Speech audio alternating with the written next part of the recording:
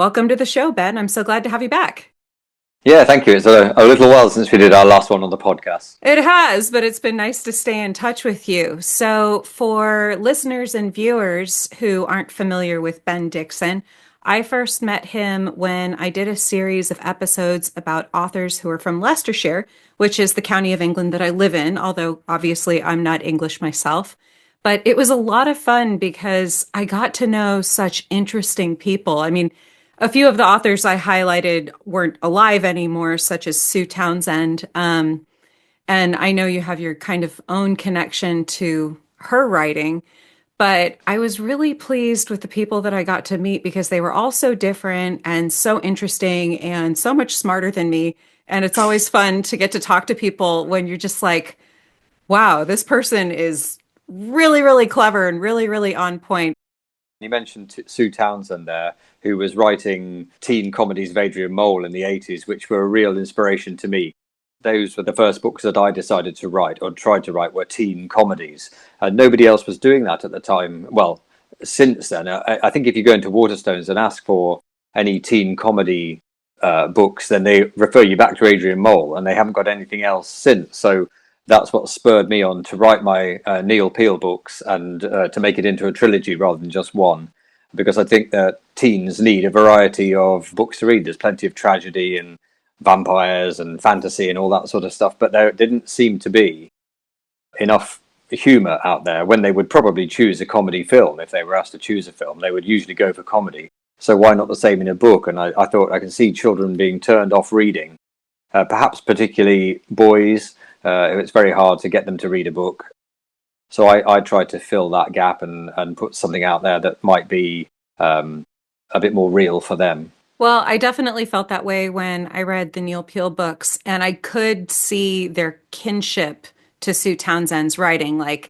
It's fun to see how that works because, writers do influence each other, and the sense of humor and the kind of like normal, everyday, like, this is not a perfect kid. This kid, sometimes he's messy, sometimes he's sloppy, sometimes he says things he shouldn't, but that makes him real and relatable. And it's like, oh, okay, if this kid can make it through his life, maybe I can too. And I could see where that would really appeal to teenagers with both Neil Peel and Adrian Mole. Adrian was so popular, and it spawned the TV show as well, and even a musical later on. And I think people really related to him. And in my books, I tried to put, a bit like Adrian Mole did, situations in front of Neil that everybody goes through. He's got an evil genius older sister called Lemony who is horrible to him. He goes on holiday. He's got sex education lessons. He has a school disco. Um, he gets food poisoning and has to go to his dad's work. All these sorts of things that happen to everybody. He's got friendships, bullies, crushes, all those things. But through the eyes of a boy who always tells the truth, there was plenty of potential for comedy in there. So that's what I did, and everybody who's read them seems to have been very complimentary about how they came across. Well, I definitely think so. I enjoyed it. I thought it was funny, and I've recommended the books to others. And in fact, that's why I've asked you back on the show tonight, is because each year I kind of pick a loose theme for the show. Not every episode follows the theme, but this year I really wanted to start doing things that would help aspiring authors, and particularly authors who may be struggling with the idea of, do I try to break into publishing, which can be quite difficult, or do I go the self-publishing route, which obviously anyone can do, but has its own drawbacks. Now, you've published books in both ways, so I thought you'd be the perfect first author to talk to because you could kind of help listeners understand what are the advantages and drawbacks of both of these methods of publishing, and what advice can you give people so that they don't make mistakes and slow themselves down in their career progress. So I wanted to start, though, by going way back to before you published anything at all. And I was curious about what was the first piece of writing that you ever put out into the public? I mean, maybe not formally published, but the first thing that you're like, I wrote this, I'm putting it out there, the whole world can see it. It wasn't actually a written book, but I did write 3 or 4 school plays when I was in my 20s. I fell into it because one of the other teachers at the school where I was working didn't want to do it anymore, and he gave me the option to do it. And I thought, okay, I'll give it a go, but I don't want to do a traditional one. I want to write my own. The first time I borrowed jokes from famous people like the Marx Brothers and Les Dawson and other influencers, and then wove a story around it and then put a few of my own things in there. So it was performed by 10 or 11-year-olds who didn't really know that it was a comedy. They didn't really understand it, which was even better because they delivered the lines with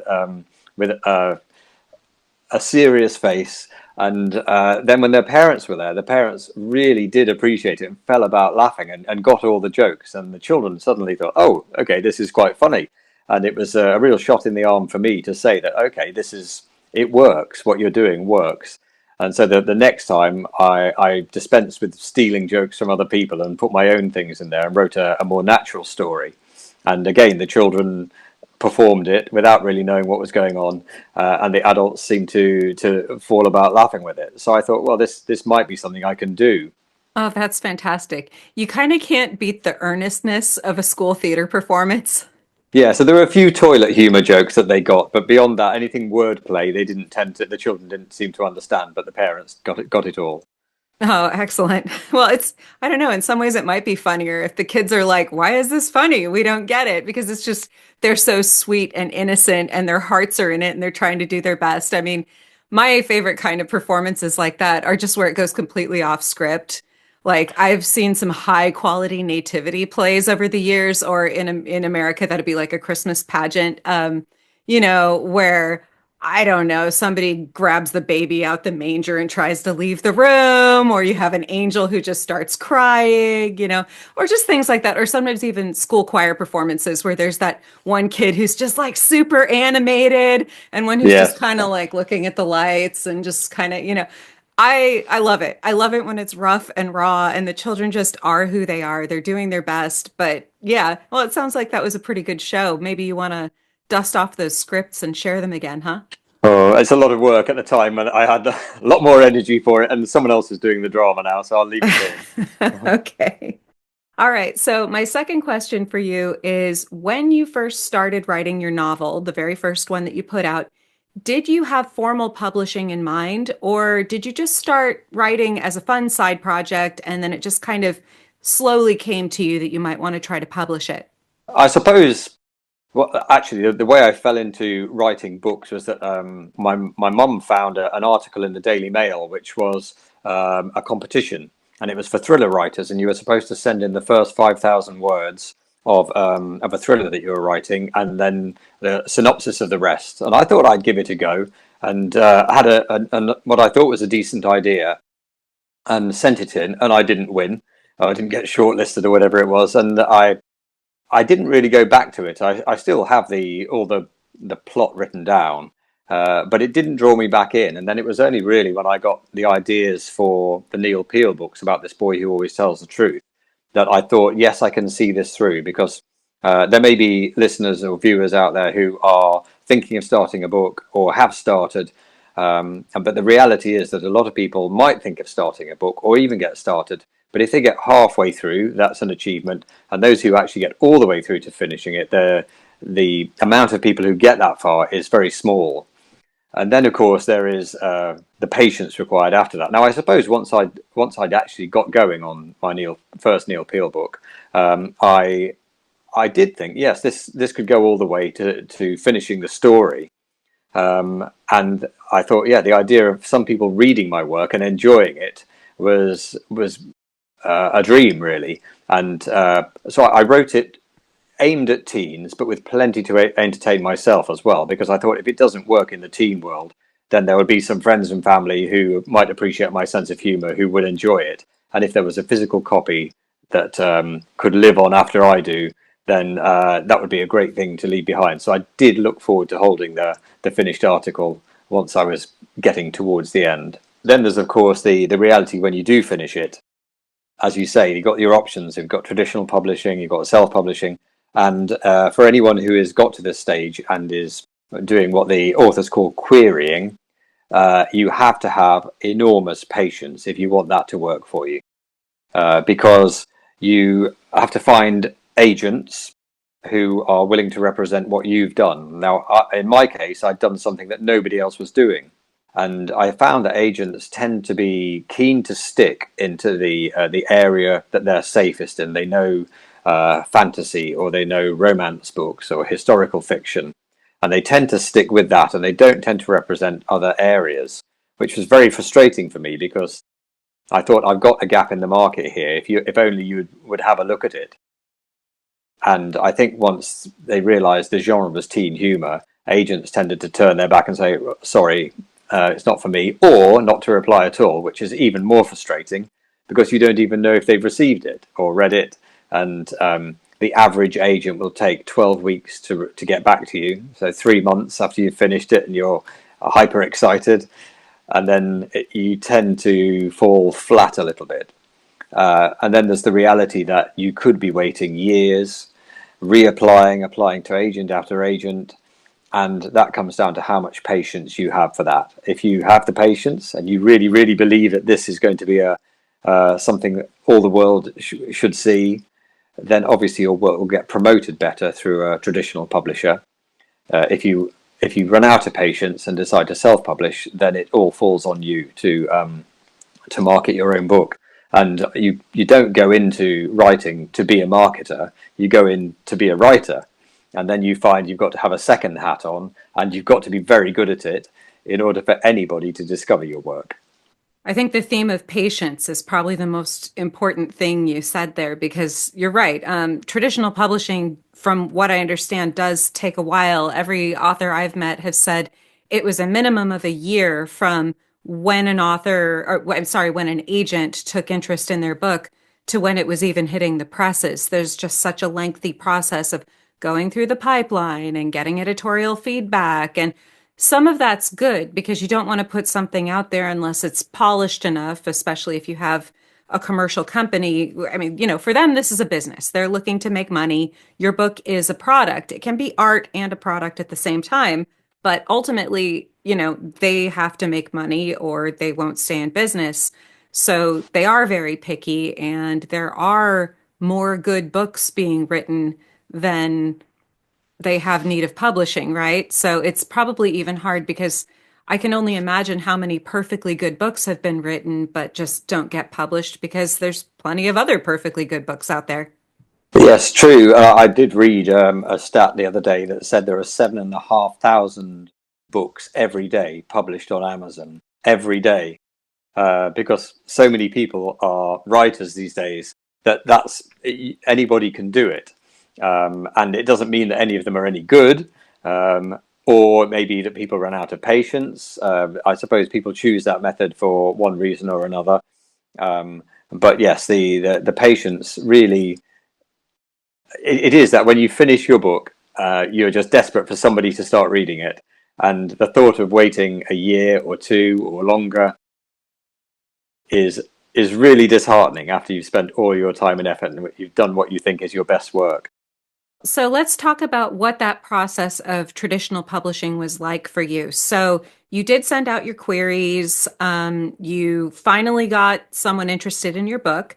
So kind of give a brief overview for someone who's never done this before. What happened step by step, just briefly, but then maybe pointing out things that new authors shouldn't do through that process. I had regrets with mine, and I shouldn't really say them properly, I suppose, about my publisher. But yeah, I did eventually get my first book, The Heroic Truths of Neil Peel, published, and it was actually slower than it could have been because I finished it just as we were going into lockdown, and that meant that everybody wasn't working the way they were used to.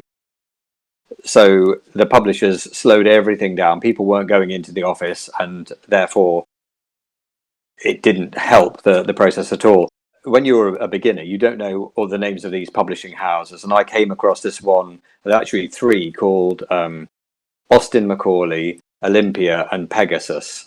And they all seemed interested in my manuscript and came back fairly quickly and said, "Yes, we'd like to move ahead with you." And at the time, I didn't appreciate that these were, as they're called, hybrid publishers, although they're known in the trade as vanity publishers. And so what they do is that they will publish your book They say they don't accept everybody who comes to them, but I think they pretty much do. And but they do it for a fee. Now the fee involves editing and typesetting, and they say marketing, and they'll do a cover for you, and they'll publish it and get it all around the world. Barnes and Noble, W.H. Smith's, Waterstones, and of course all the Amazons and lots of shops worldwide. And they'll give you an author website, but you have to pay a bit for it. And we're talking probably, well, it's a few years since I did it, but it must be £2,500 or something like that now, or even more if they think it won't sell any. So if I've heard of perhaps an older lady who wanted to sell a book of poems, and they were making her spend thousands of pounds on that, assuming that she wouldn't actually sell any. They gave a very childish book cover for mine, which is it's cheeky humour, but the one they suggested was a little boy going down a slide in a playground, which looked like it was for 3 or 4 year olds. Whereas mine is cheeky teen humour, and I got my brother-in-law always used to draw cartoons in birthday cards for us, so I got him to do something which is more Bash Street Kids style, bullies and so on for the front cover. And he did all of my 3 front covers for the Neil Peel books to keep the style the same. They then published the book. The marketing, I would say, just didn't happen at all. Every sale that came from the book, I could account for myself. So although it seems like it's a traditional publishing house, I would be advising anyone who was considering those 3, and there are probably more, to be wary of that. I would say that if you're not getting one where they're paying you, then I would miss out the middle ground and go for self-publishing. Yeah, because my next question would be, what things did you find easier and more difficult about self-publishing? Because I know that you have gone on to do other books through self-publishing, and obviously, like, the advantages of a traditional publishing house I can think of up front. Like you said, you get editors, you get outside eyes having a look at your book, but you also lose a lot of control and you have to wait. And, you may have your artistic vision compromised, which is not always a bad thing, but sometimes is. It can cut both ways. I've read writing by people who are asking me for editing. I do this on the side. I do editing, tutoring, that kind of thing. And so, sometimes people will come to me and say, here's my writing. Will you proofread it? And then, I'll point out plot inconsistencies, or this is just a run-on sentence. And they say, oh, no, no, no, but that's the way I want it. And it's like, well, but it's wrong, So it can be hard, because if you do have a professional editor, that person has the power to say, look, this part of your book, you gotta fix it. Trust me, I know what I'm doing. And as writers, everyone can, it's your baby, you love it, and you don't want to prune it at all. But sometimes it's good to have that outside professional kind of forcing you to make changes. But if you go the self-publishing route, then you don't have to wait. And you could maybe, rely on colleagues or privately sourced editors or friends, or, like you said, getting people that you know and trust to help you with illustrations. So, can you kind of point out the advantages and disadvantages of then shifting over to self-publishing, especially with a view to how it might help people listening in who are considering that? Yes, I mean, as you said, I think the main advantage I found was creative control. So I had total control over what appeared in my books, which, as you said, an editor might well have asked me to tone things down. My books are not very politically correct. And I think it's a sense of humour that a lot of people have, but a lot of publishing houses probably wouldn't like. In fact, I had a colleague of mine who had published through Hodder, and I gave him a copy of my all 3 of my first Neil Peel books, and he took them to his colleague at Hodder who had teen children. And she said they read them and absolutely loved them, but they were too close for the knuckle for Hodder to publish, which told me a lot. It told me that the target audience was there, but that that sort of thing is too risky for. I think a lot of publishers want a book with a real message, and there are certain things which are popular, which publishers feel that children should be reading or people should be reading, and they go down that alley. Whereas self-publishing, you can do whatever you like.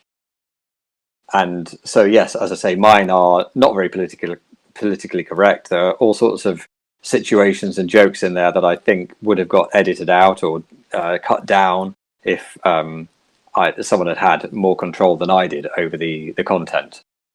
And as it happens, the people who have read it, and I am delighted with it as it is. And I would, like you say, it's your baby. You don't want someone else messing around with it. But sometimes it would be for the best. But I'm happy with all the bits that make people rear up in shock when they read them. I think it's part of it, and it's Neil Peel's view of the world, which you get, and it's unfiltered. So that's what I love about that freedom. And actually, the whole self-publishing process is very straightforward. The first time, I think it's not so straightforward. You have to format things in a certain way, and you have to create your own cover. And or you can get someone else to do your illustration on the front cover. That kind of design is difficult for a lot of people. My second one is also still quite cartoony, as is the third, all still in the theme. But then the one I've recently published, which is not that genre, it's sword and sorcery, I went for a completely different type of cover. Yeah, it's an embossed sword without any kind of illustration on it, really. But yes, that kind of creative control on all of those fronts I enjoyed. And yeah, the process, I used Amazon KDP is the company I use. So it goes to Amazon across the world in ebook and paperback format. And all you have to do is put the text that you've got on your Word document into an acceptable format for them. It does take a bit of pruning and rearranging. And then as soon as you're ready, you press publish, choose the size, and choose your price point. And then it takes about 4 hours for the Kindle version to come out, and then 2 days for the paperback to be ready and in Amazon stores across the world. Yeah, so as far as what you had to say about the political incorrectness of Neil Peel, I would just say he just seems like such a normal teenager to me. Teenagers are rough, and that's what makes him real. Maybe they don't do everything perfect, and maybe they mess up a little bit, but honestly, that's so much more relatable than these kind of like tick box, I meet certain identity criteria, but I'm not actually terribly interesting or relatable. I have to admit, like a lot of like young adult and teen fiction lately, I'm just not that impressed with. So I do find it exciting. Unfortunately, self-publishing can vary so wildly in quality, but when I do find those diamonds in the rough or something that's just genuinely good, like a nice little indie book, it almost feels like back when I was in high school and I would go hear some indie band in Pasadena or Santa Monica or something playing at some crappy little club somewhere with like 20 people in there and then being blown away by this amazing sound that they're producing. So I kind of wonder if the new punk rock is going to be independent authors, Well, that just would be nice to think so. Yes, yeah. Actually, my day job is a teacher, and I've been teaching the target audience for 29 years now. So I do know what they're like. I've got plenty of incidents that have built up over the years, which have been amusing, or things they do and say, what they worry about, what makes them laugh, what makes them angry, and I've tried to pool all the important bits of that.